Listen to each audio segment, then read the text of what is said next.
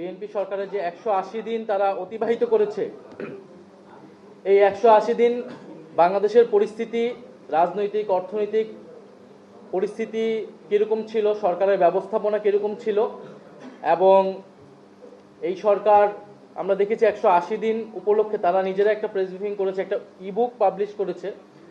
তো আমরা সেখানে দেখতে পেয়েছি যে তারা যে প্রতিশ্রুতিগুলো দিয়েছিল সেই প্রতিশ্রুতিগুলোর অধিকাংশই তারা রক্ষা করতে পারে নাই, এবং দেশের যে সংকটগুলো তৈরি হয়েছে সেই বিষয়ে তাদের কোনো জবাবদিহিতা নাই।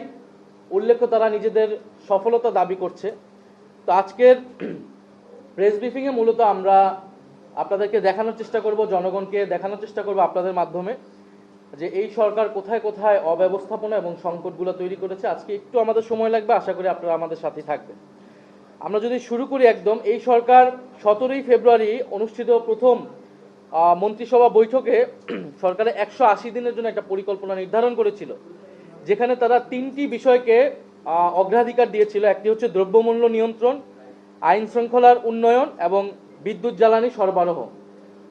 আমরা দেখতে পেলাম যে এই 6 মাসে এই যে 3টি বিষয়কে তারা অগ্রাধিকার দিয়েছিল, এই 3টি বিষয়তেই তারা কিন্তু নিদারুণভাবে ব্যর্থতার পরিচয় দিয়েছে।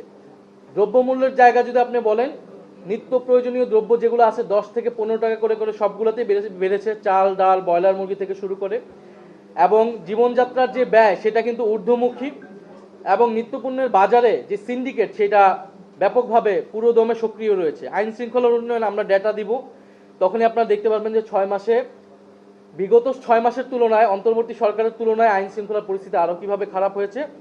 এবং বিদ্যুৎ জ্বালানি সরবরাহ এটাও আমরা দেখাবো, এবং এটা আসলে বলার অপেক্ষা রাখে না। আমরা জানি না এই প্রেস ব্রিফিং চলাকালীন সময় আসলে বিদ্যুৎ থাকবে কিনা।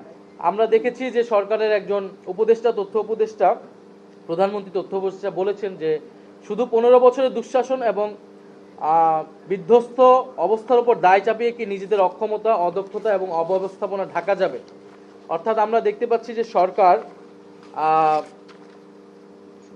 বিদ্যুৎ সংকটের জন্য বর্তমান সরকারের ন্যূনতম দায় নেই, বরং যেই ফ্যাসিস্ট সরকার ছিল 15 বছরে তাদের উপর দায় চাপাচ্ছে। এবং আমরা দেখছি এই 6 মাসের যে কোনো সংকটের কথা আসলেই বর্তমান বিএনপি সরকার হয় অন্তর্বর্তী সরকারের উপর দায় চাপাচ্ছে অথবা ফ্যাসিস্ট সরকারের উপর দায় চাপাচ্ছে, কিন্তু আমরা মনে করি এটি কোনোটাই গ্রহণযোগ্য না। অন্তর্বর্তী সরকার আরও বিধ্বস্ত পরিস্থিতিতে দেশের দায়িত্ব কিন্তু সেই সময় নিয়েছিল, এবং সেই সময় কিন্তু আমরা রেকর্ড পরিমাণ লোডশেডিং দেখিনি এবং এই গ্যাসের সংকট দেখিনি। ফলে আমরা মনে করি সরকারের অব্যবস্থাপনা, পরিকল্পনাহীনতা এবং অদক্ষতা থেকে এই সংকট তৈরি হয়েছে।